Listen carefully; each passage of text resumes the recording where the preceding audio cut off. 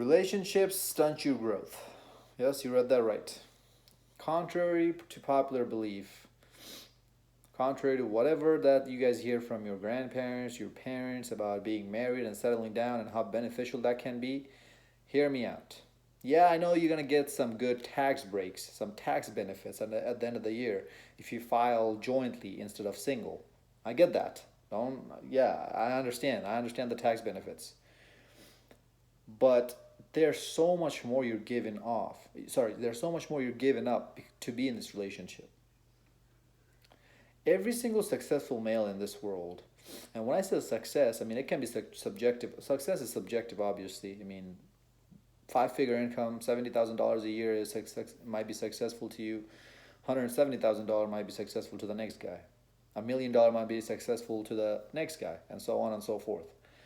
But what you have to look at is that when you're talking about true success, you know, those big time folks who have private jets, private yachts, 3, 4 Lamborghinis, Ferraris, just laying around. They can just buy a Lambo like it's chump money, like it's nothing. Talk about that level of success. There's obviously levels of success, right? You guys at least we can agree on that. On that, we can find some sort of common ground on that. So I'm talking about that level of success, the top tier of level of success. You know, the 1%ers, the 5% of the guys that are here on this manosphere. How do you think they got there? Do you think they got there because they were chasing after tails their whole entire life? Do you think they got there because their relationships helped them there? Their girlfriends, their wives helped them there? No. Fellas, they had to made sacrifices after sacrifices after sacrifices, and relationships was one of them. The biggest, the smartest people on this planet, the smartest minds on this planet, physicists, scientists, engineers. I'm not just talking about you regular scientists, physicists, and engineers. I'm talking about your top level. There's engineers who are making $500,000 a year, and they're single. There are engineers out there who are making as much as a doctor would, and they're single. Why?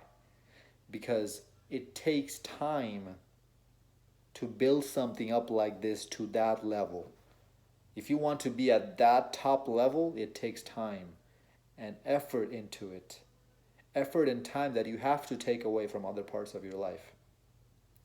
So it's physically almost impossible to date someone, to be in relationships with someone, and still achieve that level of success. Because that person you're going to be with is going to require some sort of time, attention, and effort out of you that you would have to take away from that level of success and give it to them. So you have to make a decision. You have to make a choice here. Now, is it impossible entirely? No. This is why I said almost impossible. Because there are women out there who will be that supportive about whatever it is you're doing. But for how long though? I have yet to meet a woman who would be supportive enough for a guy who is chasing after his dreams, and it takes him 10, 20, even 25 years or even 30 years. I have yet to see a woman like that who's going to stick by his side, not getting any attention or very bare minimum attention and effort out of him, and she's still loyal to him for 30 years. A guy who doesn't spend a whole lot of time with her, if any. Maybe he hangs out with her once a month. Maybe he returns her phone call, phone text once a week. And she's still with him for that long. This is why I say relationships stunt your growth. Now, if you find a woman and she's being supportive to you, and you go through, I don't know, 6 months or a year with her, and then she breaks up with you because you're spending too much time on your purpose into building whatever you're building, creating whatever empire that you're creating, and then you try to go find somebody else. Now what's happening here? You are in a hamster wheel. You're going through a circle. Find a woman, doesn't work out because you don't give her the attention. She breaks up with you. Find another woman, doesn't work out because You give her attention, she breaks up with you, find another woman, and so on and so forth. You keep going and going and going, which takes, again, time and effort out of your purpose. Because we all know that women don't just fall onto our laps. We have to go out and find them and go up to them and approach them and at least take them out on one date, which would require some effort, some gaming, some sweet talking, this, that, and the other. Back in the days when things were much simpler, if you just had money, all you have to do is, hey, let's go on a date, and she would just jump on you and she would go along with you. Yeah, you probably didn't need to spend as much time gaming her as you would now because of how many options she has now. If you don't stand out in terms of talking and in terms of game and in terms of seduction, and you don't have your stuff together yet, you don't have that empire built up yet, why do you think she's going to give you the time of her day? She has tons of other guys who has better game and better seduction, better sweet talking style, sweet talking skills than you. They might not have their stuff together either, but at least they have the charisma, more charisma than you.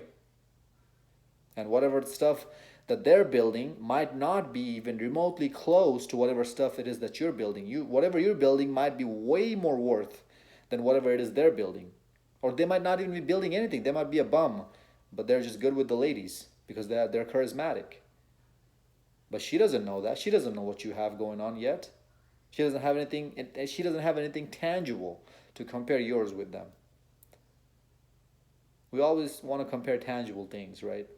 That's why we always talk about in this Red Pill channel or other Red Pill content creators channel that don't just go with it. Don't just date her because she talks about love and caring and all this other garbage. Actually measure the things that she's doing for you. How hot is she? Does she cook for you? Do you actually like feel that you're relaxed and you can be yourself when you're around her? Things like that. Don't just take her for her words. Look at her actions. Is she in shape?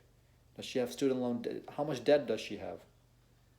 What's her body count? Those are tangible things you can compare with other girls. Same thing with her. She's going to compare your tangible assets, your tangible things. How smart are you? How physically attractive do you look? How strong are you in the gym? What are your PRs? Maybe she's not going to actually ask you what your PRs are, but if you're a good, strong man who have high PRs, you're going to look that way too. Strength have a direct correlation with size. How much money do you have? What are you studying in school? What job do you have? She's going to always compare those tangible things with other guys. That's what I'm trying to tell you.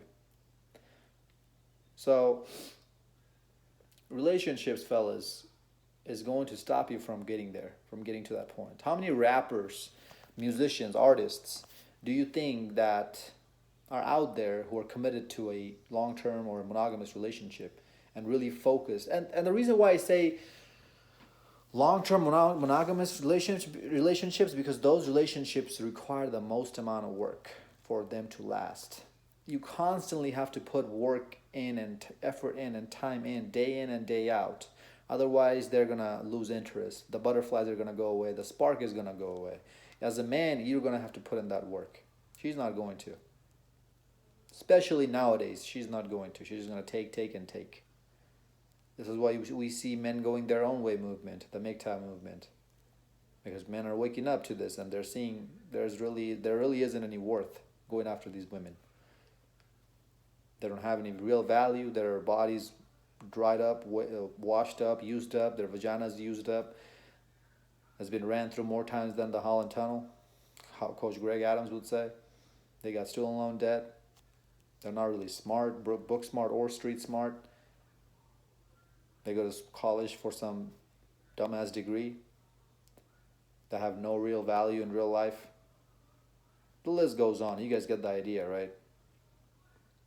But in relationships, back to the rappers and artists, they weren't in long-term relationships like that. Now, yeah, you can find one here and there, obviously, but the exception to the rule does not change the rule.